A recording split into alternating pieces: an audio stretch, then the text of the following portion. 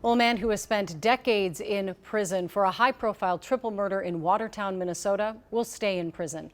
That decision coming just hours ago from Governor Walz in his role on the state's Board of Pardons. Back in 1995, Adrian Riley was convicted of killing Troy Tokus, Jimmy Walters, and Teresa Woods in a Carver County farmhouse. Prosecutors say Riley was dealing drugs to the three victims and shot them execution style.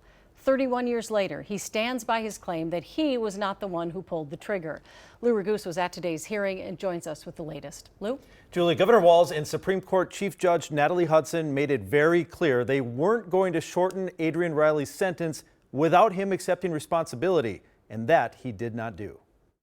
With family and supporters in the crowd, 50-year-old Adrian Riley appeared virtually from prison in front of Governor Tim Walz and Supreme Court Chief Justice Natalie Hudson. I am not the same person I was 31 years ago. Riley told the Board of Pardons that he did not kill Teresa Woods, Troy Tokus, and Jimmy Walters at a farmhouse near Watertown in 1995. Riley said he set up a drug deal and that the other dealer committed the crimes after he left. What do you say about the murders? Personally, I did not shoot anyone.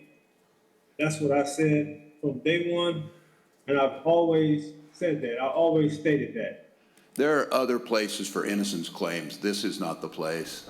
The family of the victims came to the commutation hearing armed with the facts from the trial, including Riley arrested with the murder weapon, his fingerprints on it. This was no accident. This was no, we were high on drugs. This was an execution. It was plain and simple, an execution. I recognize that men of color have, at times, been wrongfully accused and convicted of crimes they did not commit.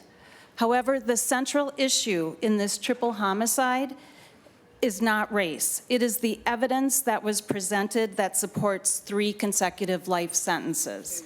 And without any acceptance of responsibility from Riley, Walz and Hudson didn't hesitate. I just don't see the accountability that it takes on the gravity of a situation like this to get there. I'm not going to be supporting your commutation.